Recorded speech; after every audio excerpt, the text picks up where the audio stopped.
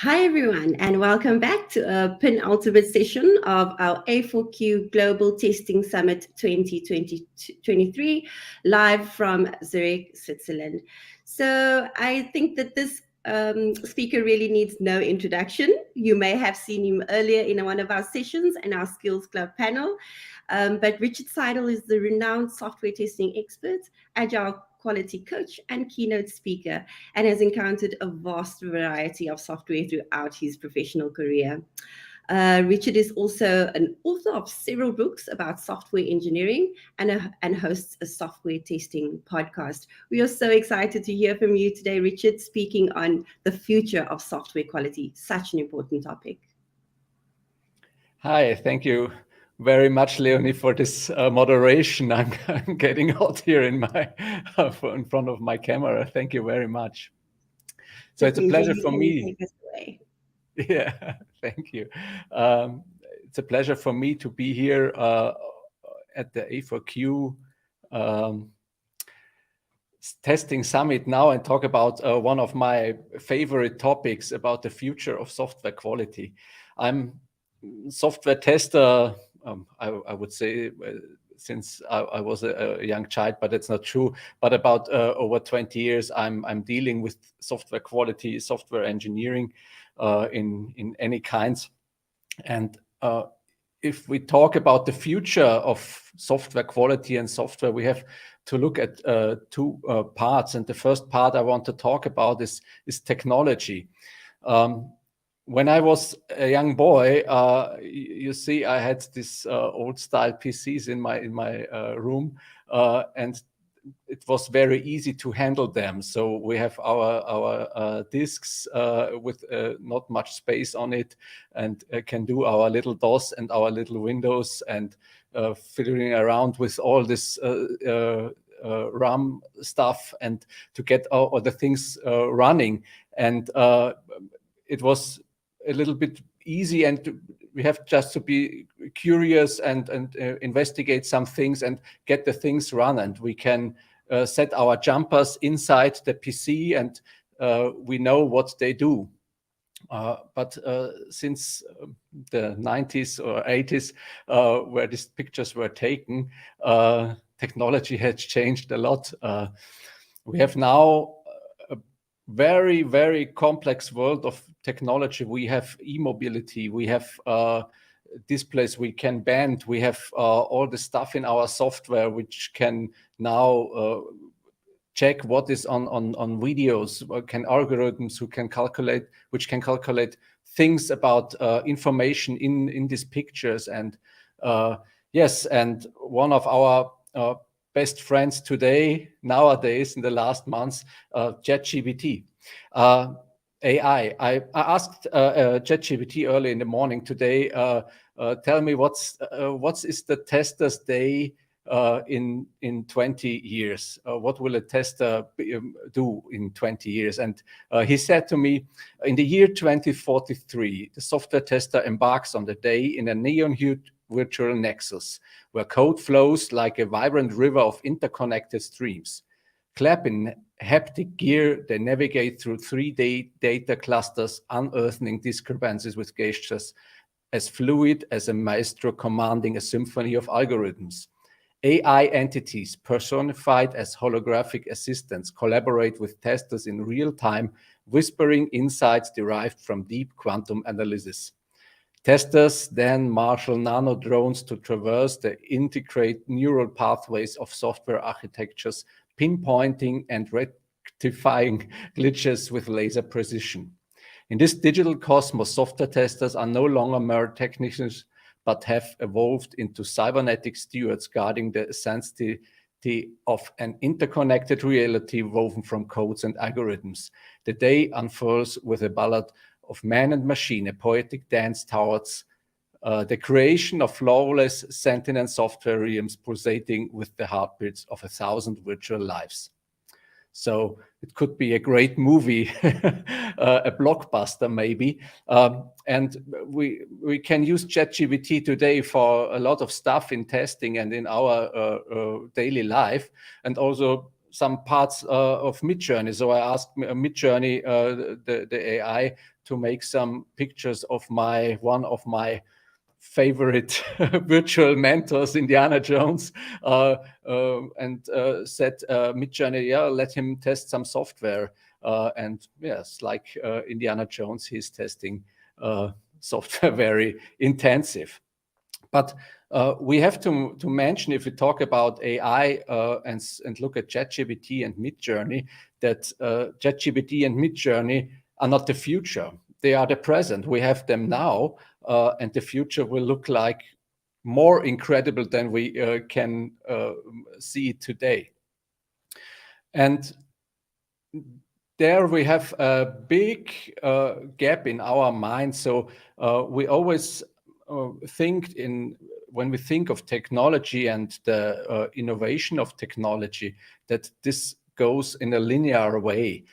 Yesterday, 2 days ago, there was the Apple event where the new iPhone 15 was presented, and so we think, okay, there is an iPhone 15 today. So in the last 10 years, about 10 years ago, we had the iPhone 5. So maybe we will have the iPhone 25 in 10 years ago. But I don't think so. We know that technology innovation goes exponentially and not linear. So we will have something to communicate in 10 years, but I don't think it will be an iPhone or another smartphone anymore. And yes, maybe in 10 years we will laugh about the times where we had these small devices with us, about $1,000 a glass part, and if it falls down, it's damaged and it's a brick. So in 10 years, maybe we will have something other to communicate, maybe a hat or glasses or the Apple Vision, maybe it's too big, or a mask or something to wear. We don't know now, but we know it will be different. And if we look today, innovation. So in the former times, the innovators, there were engineers which do a lot of machine work and engineering, and the innovators today, if we look in the big tech companies, they are always software people. And so there will be incredible times in the next years where we can just look excited what there will be in the future in software, and yeah, somebody has to test it. And technology is just the one part of the future. The other part, there is something more. I think it's a very essential part that are we, the humans. And we have a big problem now, because when we look at the evolution of time, our brain is not so much innovative like our smartphones, computers, and software. So our brain is still from a time where we sat around the campfire and talk about how was our day today, and do we get enough food, and maybe tell us some stories about ghosts and shamanic things and so on. So, and we have now this brain which is evolutionary, not so flexible, and have all this complex technology and the complex parts in the world to deal with it. And in the last 20 years, we had a very big shift we have to deal with, and that is where all the things we do, there were some former days very simple and then get some complicated. But now, within the last 20 years, the things got even more complex. Maybe it's around the sources around the internet where all things get connected.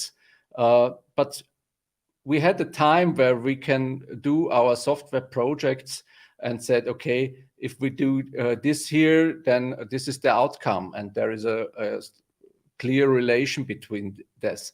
But these times are gone. we have now projects and software which is interconnected, which communicates everywhere, on processes, on product, on API, on every level. Our software projects and products get even complexer. And if we look what we did the last years, we optimized all this complicated stuff. If I look in the German-speaking area, we are very great in there to automate things, to optimize things, to standardize things. But even we put out the last efficiency of a complicated system. But we now see in our project, in our world, that these strategies we used are not even compatible with this complex world. So if we look at the complex software and projects, we need other talents, we need other things to get use of this. In the complicated area, we can solve our problems with knowledge, with a plan. Maybe you can remember the old MS project plans, about 2 years. We can plan these 2 years, stuff our resources and do it, and then go on. And we had our processes worked good and everything works fine. But now I don't even know a project where a 2-year plan even resists 2 weeks, 3 weeks. We need a lot of other strategies to deal with it. So knowledge is more replaced by ideas, by collaboration. A plan is more replaced by talents, by using the strengths of people. And the processes, the standardized processes, is often replaced or enriched with intuition, with dealing some things we have only in a feeling, but not so much in our process documentation. So this world changed, the software development changed, you all know it. And I think our answer the last 20 years to deal with all this complex stuff, with this uncertainty, we see it every day in our Agile software environment. I think Agile is the answer for us to deal with all of this complexity, to deal with this uncertainty and to help us to navigate through the rough times with all the things we can use from Agile, even if it's Kanban or Scrum or the liberating structures, the collaboration tools, or something like Jira. All this stuff helps us to deal with all these complex environments we are now in. So we are now in an Agile world. A lot of the most projects work something like Agile or doing Agile things. Yes, and we, the testers, we sit there and look there. In former times, we had our test centers. We sat there and waited for the development to finish their work, put it on our table in our test environment, and we had some time, sometimes more time, less time to test it. We put our bugs in the issue systems, and then sat there again and waited until an update came, and then everything goes on, and we had a lot of time to drink coffee and smoke cigarettes. But now we have to deal with all this Agile stuff too. We have to look how can we put quality in all this software development cycle from the beginning to the end, to get quality as a lifestyle in this software, in this Agile software development projects. So let's take a look. What do we need for software testers in the future? So we have now a lot of stuff around the Agile testing. I think we did well the last years. We get our methods, our tools to use in the Agile development, but also agile development is innovation. It will change in the future. So what are the basics that we need as a software tester or for software quality in the future? And if I look on my history of the last 20 years, so I noticed the three parts, skills maybe, which is good to have to be prepared for a future of software testing or software quality.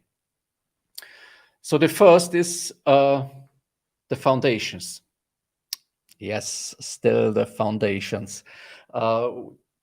Today, in the German version of the Certified Tester Foundation level is released in version 4.0.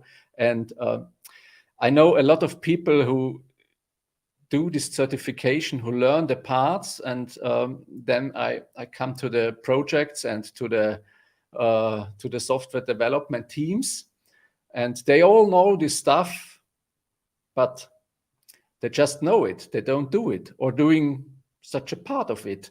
So we're talking about foundations.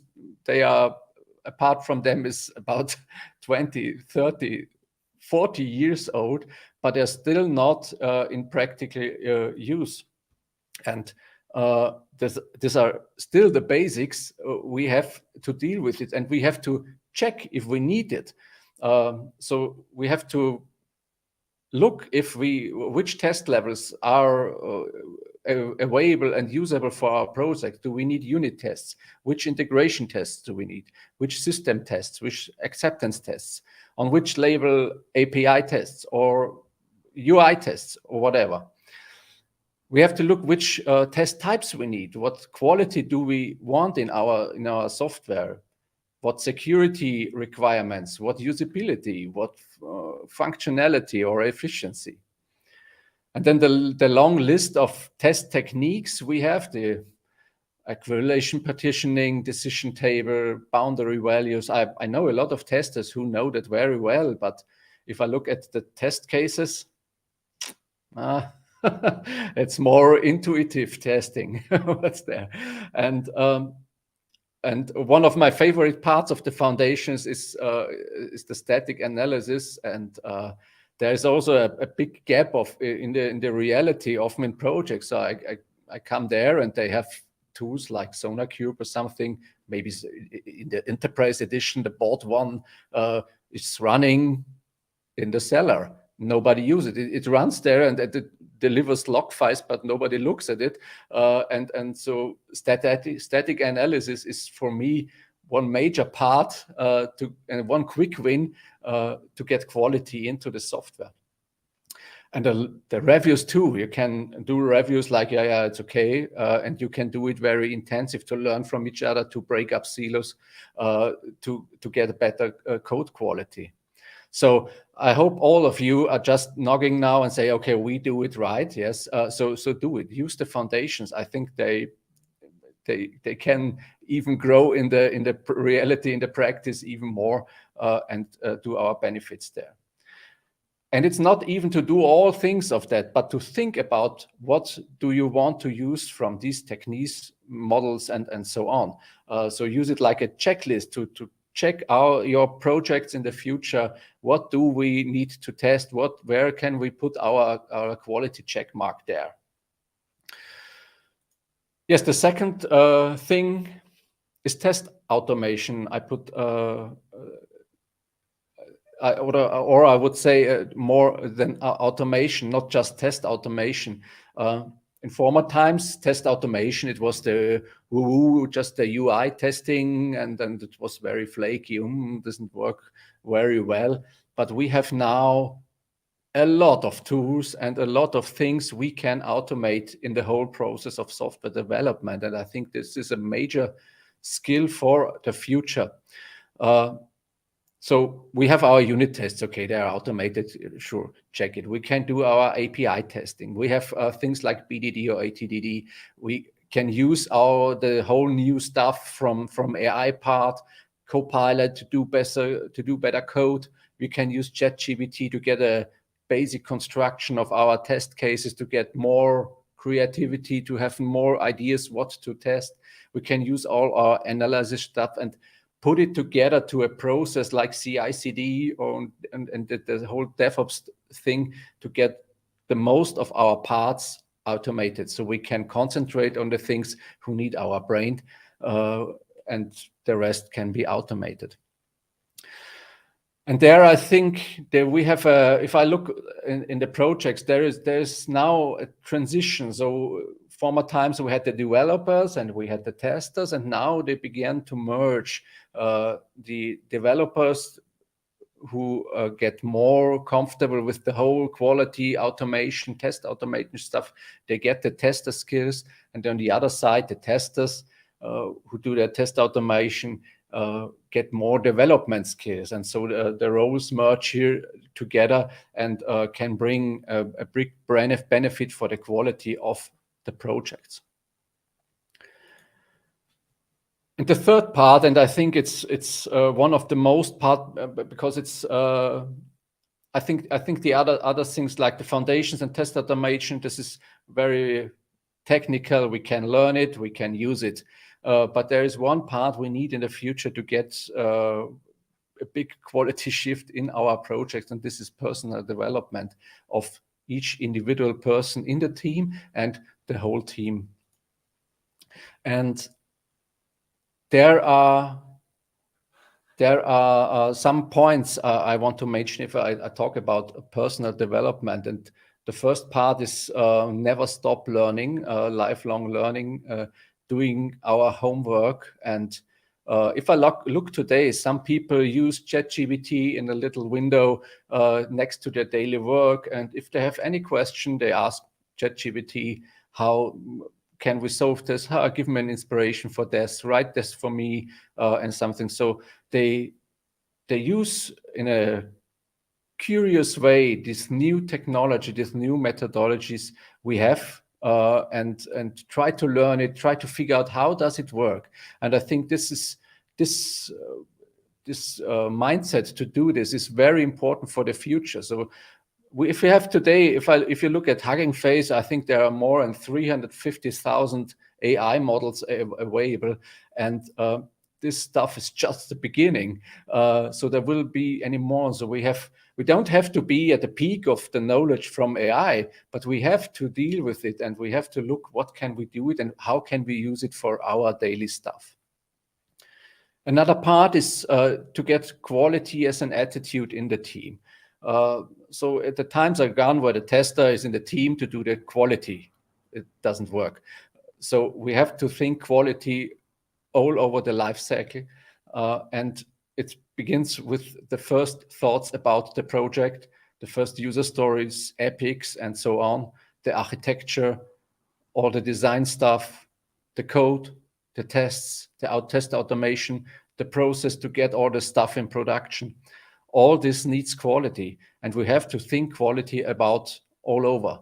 And so we have to bring all people in the project, not just the developer and the tester, but also the product owner, the UX designer, all the stuff. We have business analysts, maybe what we have in the projects, have to think quality in mind, because otherwise we are not able to deal. We cannot catch all the things with just test cases at the end. So we have not the time to do that stuff. So we have to put all the quality efforts in the whole process.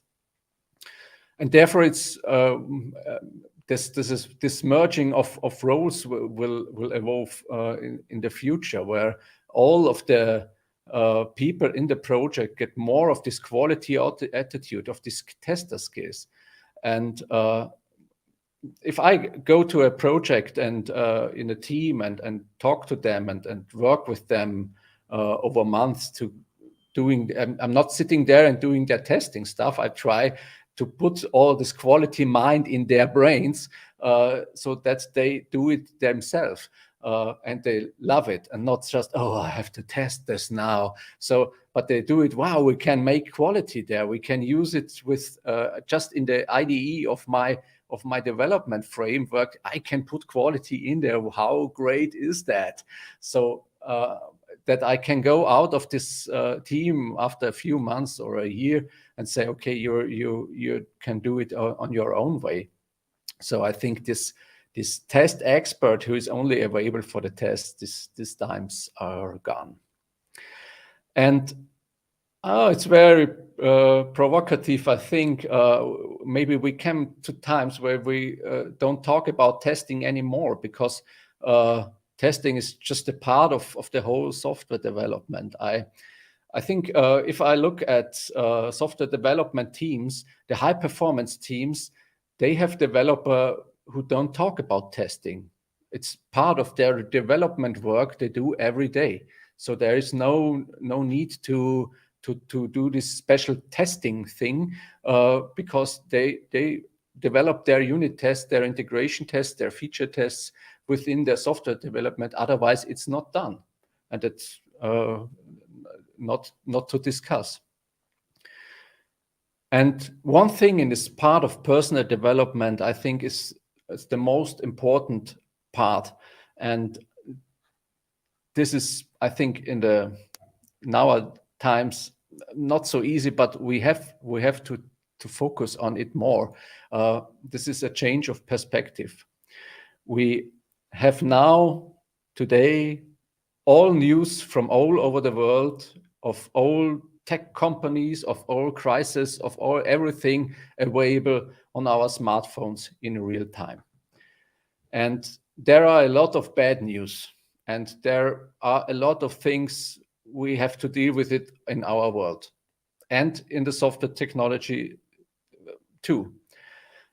I know people who are in fear of what AI maybe can do to us, and what can do it for our jobs, and how impacts our lives and so.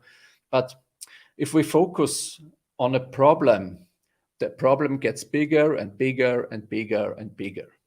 And so we have to think about, can we change our perspective, our focus more to the solutions? If we talk about the problems get even bigger. If we talk about solutions, we can inspire people and put in more new ideas how to deal with all the problems, and to get motivated and create new solutions. So I think this is one of the main things we have to deal in our personal life as a software tester, quality people too, because quality is a hard job. We have a lot of impacts there. We have the product owner who wants, I want my functionality to the customer. We have to go on, but we want quality in there. We need quality. If we don't think quality all over, we had problems with all big crazy things like cybersecurity, efficiency, all this stuff, and image reputation, all these things which can happen then. So we have to think quality all the time, and it's hard work. But if we look what we can do with that, what's the goal of it, and what our software, our product can help to improve the lives of some people. So I think we can focus there and use it to motivate us to go in more into quality. And to get there, we can use a new, or it's not new anymore, more mentoring or coaching part, and not just the consulting a lot like we did in former days, where we say, I have to do the unit tests, goodbye. So, but we have to do our personal work with us and with our teams to be more optimistic, to have more empathy with our team colleagues, to live our values and to know our values as a tester or as a quality specialist, to change our beliefs about our environment, about what we can do, to work on our resilience, and also to accept what we cannot change. So don't blame on it. So it's something, it's okay, and drink a coffee or a wine and live with it. And to think positive, optimistic, and maybe such an utopia where we can go to in the future, and our software products can lead us there. And with all this coaching and mentoring stuff, we can create a quality mindset in our teams, and to live quality as an attitude all over this life cycle. Yes, and I want to mention somebody. Maybe some people know it. I'm a very big fan of Star Trek, and there's one quote from Jean-Luc Picard. He said, "The past is written, but the future is left for us to write." And we have powerful tools: openness, optimism, and the spirit of curiosity. So I hope you are curious now and optimistic and have a little spirit to use all the tools to create a future. And now I'm happy for the questions.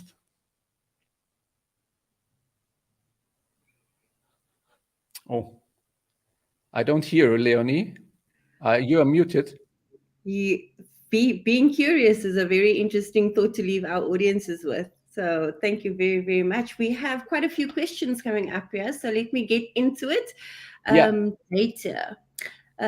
Need for expensive coding skills, or is it more valuable in analyzing test data? So I'm guessing this person is asking whether or not, extensive coding skills are required, or whether or not it's more valuable to have analyzing the skill to analyze test data. I think as a quality specialist or a tester, coding skills are required to read the things. I don't think we need to be the best developer in the world. There are other people who are that, but to understand the code, to say, okay, let's look at your unit tests or integration tests, so we can analyze this together and look what we can do with better quality in this direction. I think there is good to have some coding skills. Yes. Fantastic. I think we have more questions coming in for you. You're quite popular, Richard, so everybody's asking. Okay, I'm happy. I'm here to ask questions. To answer them. Melanie Edens asks, the role of AI in testing has become quite intriguing. Could you provide some insight on where we are today? Oh, I'm not a real specialist on how to use AI in testing, but there are a lot of people. I knew somebody I had in my podcast a few weeks ago who challenges ChatGPT to get tests and get in a dialogue with ChatGPT to make the tests even better. And now we have, since a few weeks, also Bart from Google, who's more in this coding skills than ChatGPT. So we can use them and look them, what can we do for tests. I think in my colleagues in the projects, I see that they use these tools if they are allowed to, or sometimes if they're not allowed to get some inspiration on what to test and what to do with test data, and to prepare test data also for testing. Okay, fantastic. One more here from our viewer. Does AI in testing primarily use natural language processing to simplify testing and reduce the need for extensive coding skills, or is it more valuable? I guess it's very similar to the one that you just answered. So yeah, since you've answered that one, maybe we can try another one. Yeah. Cool. Jana Mayer's asking, given that unit or integration testing happens on dev side, how much should I interfere with and ask about the process there? I experienced resistance when asking questions about this and got not much of information. Very interesting. That's a very good question. This is like a typical situation we have often today. So we come with the quality cape and say, so tell me, how is the process about unit testing? And the developer closes the door and says, go out here, it's my business. But both sides, we have to learn that it's not the developer business, it's not the tester business, it's both business. Quality is a part of both worlds. So we have to create and to optimize these processes together. And this is the part where I mentioned in the last slide, this coaching or mentoring part. It's not more that we as a test manager come here and say how to do it. I've written this in my test plan that you do a unit test about this coverage, but to work with the developers to make better integration and unit tests. And this needs a mind shift on both sides, I think. Mm. And that's a change process, which is not done from one day to another. Okay, great. One more. What do you think is the most relevant skill for the future of software quality? Oh, the most relevant.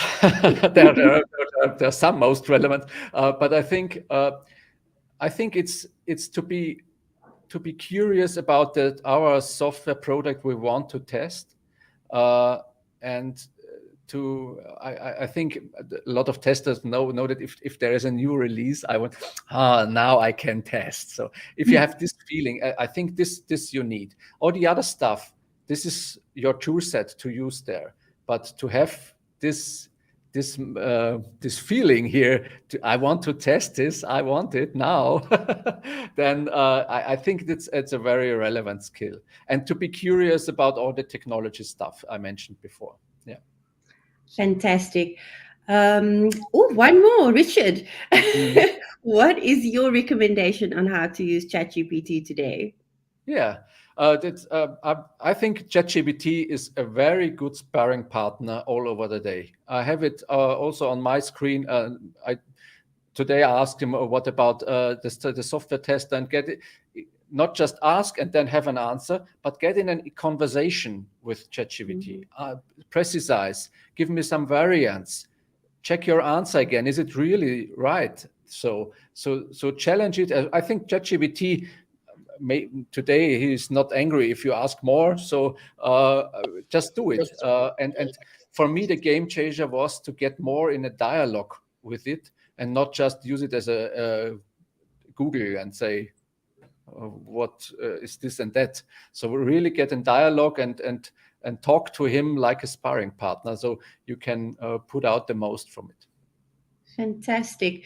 We're just getting so many greetings for you from Bangladesh, all the way from Bangladesh. So you can say hi to our Bangladesh audience. It looks like that is all for the questions and comments. Thank you so very much for sharing with us, Richard. It's been an absolute pleasure having you. Thank you for being here. Thank you. Pleasure. Now we'll move on to our next session.